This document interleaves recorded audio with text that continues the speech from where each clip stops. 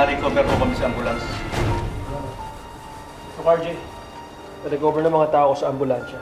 Nakikilala mo ba kung kanina to?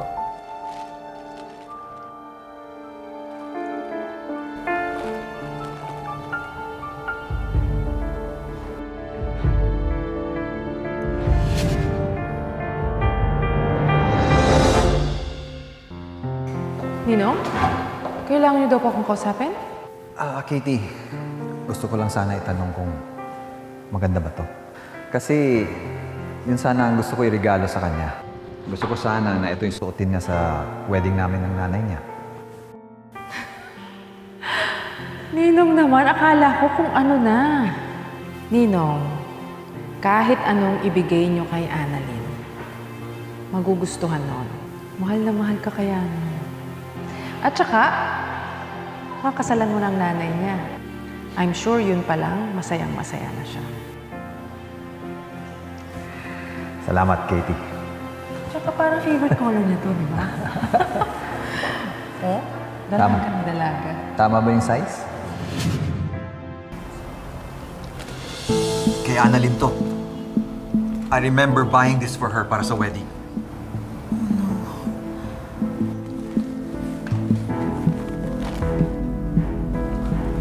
Is this the person you saw driving the ambulance?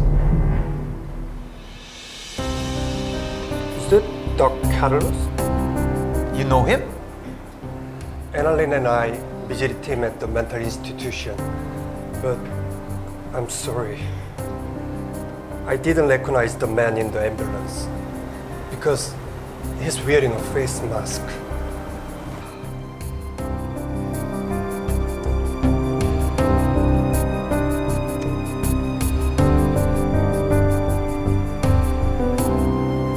Buti naman nakabalik ka na ulit. Talaga yung mga pulis na yan. I even had to call my lawyer para lang pakawalan nila ako. Ano, porket nakasuot ako ng damit pang madre, ako na kaagad ng guilty? Wala naman silang evidence against me. But the problem is, they might blame you again. Nang ano? Ako na lang natitirang masamang tao sa mundo? Mommy, nawawala si Annalyn. Kanina pa nila pinag-uusapan hanggang ngayon. Ano ngayon? Wala akong pakialam kay Annalyn dahil wala naman siyang silbi sa akin. Pero kasi sigurado ako ikaw naman sisisihin nila eh.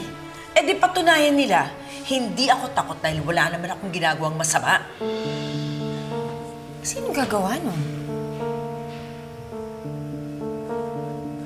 Si Carlos?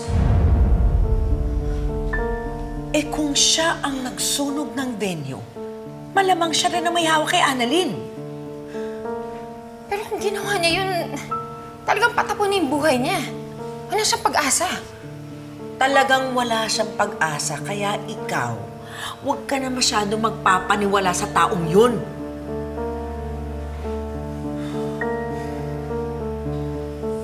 Oh, sige, Mami. Check ko muna si Doc Katie. I'll call you.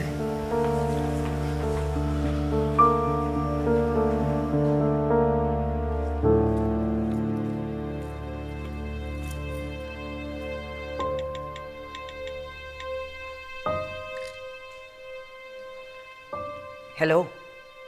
Ano? Hawak man ba siya?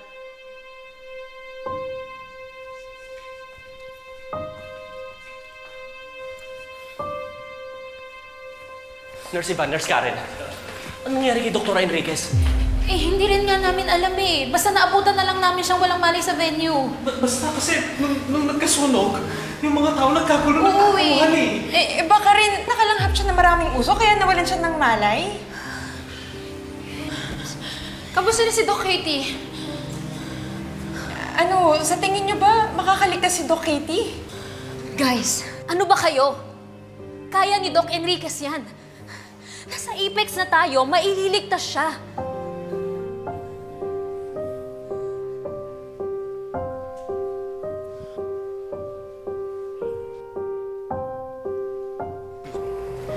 RJ, Giselle, Dr. Yang, may nagpadala nito para sa inyo.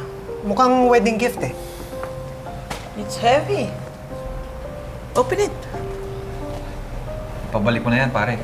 Hindi naman natuloy yung kasal eh.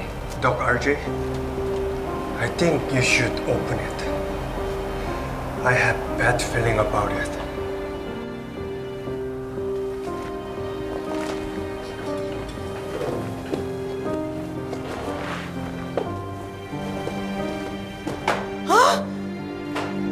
Oh my God!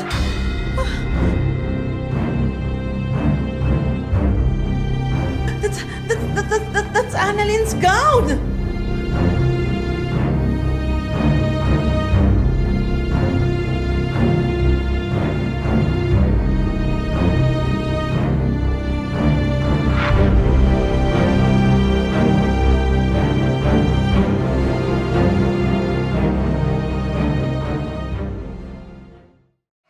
Maraming salamat po, General. Aasahan ko po yung tulong ninyo. Thank you. Okay po. Ma'am Giselle Tanyag, pwede po ba kayo maimbitahan sa presinto? At bakit?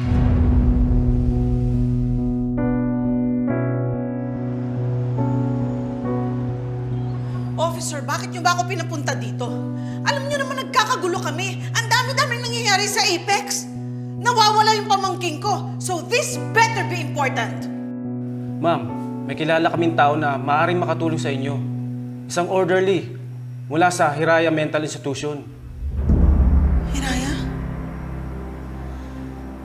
Doon naka-admit si Carlos Benitez. Kilala niya ba? Yes, ma'am. Kilala niya. At iyon din ang dahilan kung bakit siya narereklamo.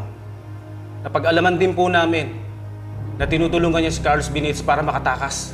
Ha? Nasaan siya? Nasaan? Gusto ko makausap.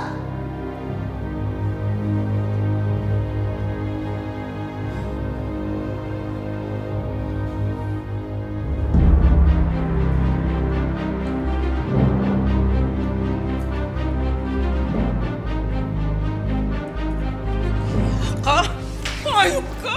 Dahil sa'yo nasira yung kasal ng kapatid ko. Maraming nadamay! Maaari pa maraming mamatay ng dahil sa mga desisyon mo! Malaya ka! Ma'am, hindi naman po siya mapipigilan eh.